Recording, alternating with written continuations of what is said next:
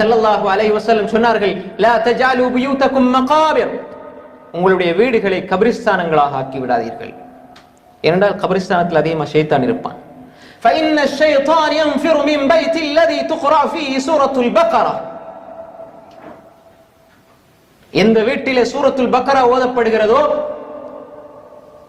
ஷைத்தான் அங்கிருந்து விரண்டோடுகிறான். உங்களோட வீட்டுல ஷைத்தான் கோளாறு, உங்களோட வீட்டுல ஏதாவது நீங்க அப்படி உணர்ந்தால் ஷைத்தான் மனிதர்களுக்கு மத்தியில குழப்பத்தை உண்டு பண்ணுவான். அது இயல்பாக நடக்கக்கூடிய விஷயம் தான். வீட்டுல பரக்கத்து இல்ல, வீட்டுல அபிவிருத்தி இல்ல, வீட்டுல ஷைத்தானுடைய ஆதிக்கம் இருக்கிறது என்று நீங்கள் உணர்ந்தால் சூரத்துல் பக்ரா ஓதுங்கள். கபிரிஸ்தானங்களாக ஆக்கிக் கொள்ளாதீர்கள். குர்ஆன் ஓதப்படுகின்ற வீடுகளிலே ஷைத்தான்கள் நுழைய முடியாது.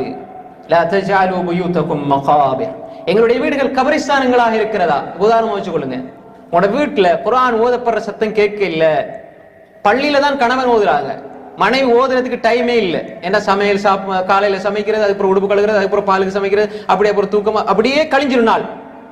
இல்ல மாஷா அல்லாஹ், அதிகமானவர்கள் அதுக்குள்ளும் இபாதத்தோடு கழிக்கின்ற பெண்மணிகள் இருக்கிறார்கள். அல்லாஹ் அவர்களுக்கு ரஹ்மத் செய்ய வேண்டும். எனவே அந்த வீட்டிலே குர்ஆன் ஓதுகின்ற ஒரு சூழல் உருவாக வேண்டும். தாயும் தந்தையும் கணவன் மனைவி பிள்ளை எல்லோரும் சேர்ந்து ஓதுகின்ற ஒரு நிலை உண்டாக வேண்டும். அப்படி உண்டாகினால் அந்த வீட்டிலே நிச்சயமாக பரக்கத் ஏற்படும். முஸ்லிமில் வரக்கூடிய செய்தி, ஸல்லல்லாஹு அலைஹி வஸல்லம் சொன்னார்கள், இக்ராஉ சூரத்துல் பக்ரா, உங்களோட வீட்டுல குறிப்பாக சூரத்துல் பக்ரா சொல்லப்படுது. காரணம் என்னவென்றால் சூரத்துல் பக்ராவோடு மட்டும் சுருக்கிக் கொள்ளுங்க என்பதல்ல, சூரா பக்ராவோட சிறப்பு சொல்லுகின்ற அதே வேளை இது குர்ஆனை மையப்படுத்தி சொல்லப்படுகிறது. இக்ராஉ சூரத்துல் பக்ரா ஃபஇன் அஹ்தஹா பரக்கா வ தரகுஹா ஹஸ்ரா லா யஸ்ததிஉஹா அல் பத்லா. இது முஸ்லிமில் வரக்கூடிய ரிவாயத். இந்த ஹதீஸை கவனிங்க. நீங்கள் வீட்டிலே சூரா பக்ராவை ஓதுங்கள், அல்லது நீங்கள் சூரா பக்ராவை ஓதுங்கள். ஃபஇன் அஹ்தஹா பரக்கா,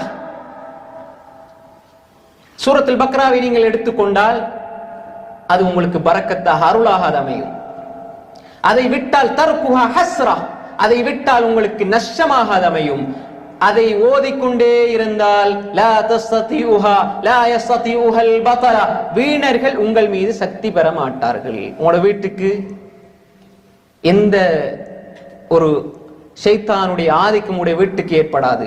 ஒரு புதிய இடத்துக்கு போறீங்க, ஒரு புதிய வீட்டுக்கு போறீங்க, சூரத்துல் பக்ராவை ஓதிக்கொள்ளுங்கள். ஏனென்றால் அங்கு பரக்கத் ஆரம்பமாகட்டும். குர்ஆனை ஓதுங்கள், அங்கு சூரத்துல் பக்ராவை ஆரம்பியுங்கள், ஓதுங்கள். அதிகமாக குர்ஆன் ஓதப்படுகின்ற வீடு, குறிப்பாக சூரத்துல் பக்ரா, எங்கு சென்றாலும் நீங்கள் சூரத்துல் பக்ரா பரக்கத்தை கொண்டு ஆரம்பியுங்கள். அதை எடுத்தாலே பரக்கத் என்று சொன்னா ஸல்லல்லாஹு அலைஹி வஸல்லம், நீங்கள் எங்க போனாலும் அதை எடுத்துக் கொள்ளுங்கள், வீட்டிலே ஓதுங்கள். ஒரு வீட்டுக்கு போறீங்க புதுசா, கணவன் சூரா பக்ரா ஓதுங்க, மனைவி ஓதுங்க. அதே போல நீங்க கடை தொழில் ஏதாவது ஒன்று ஆரம்பிக்கிறீங்க, அந்த இடங்கள்ல சூரத்துல் பக்ரா ஓதினால் ஷைத்தான் நிச்சயமாக வரமாட்டான். லா தஸ்ததிஉல் பத்லா, வீணர்கள் சக்தி பெற மாட்டார்கள் என்றால் செய்வினையோ அல்லது சூனியமோ எதுவுமே உங்களுக்கு பாதிக்காது. கண்ணீர் இது பாதிக்காது, கண் திருஷ்டி பாதிக்காது, எதுவுமே பாதிக்காது. ரசூல் ஸல்லல்லாஹு அலைஹி வஸல்லம் இதை சொல்லித் தந்தார்கள். இப்படி குர்ஆன் ஓதப்படுகின்ற வீடுகள் நிச்சயமாக பரக்கத்துள்ள வீடுகளாகத்தான் இருக்கும். ஷைத்தானுடைய ஆதிக்கம் அங்கே இருக்காது. குர்ஆனை ஓதுகின்ற வீடுகளிலே அல்லாஹ்வுடைய அருள் நிரம்பிக் கொண்டே இருக்கும்.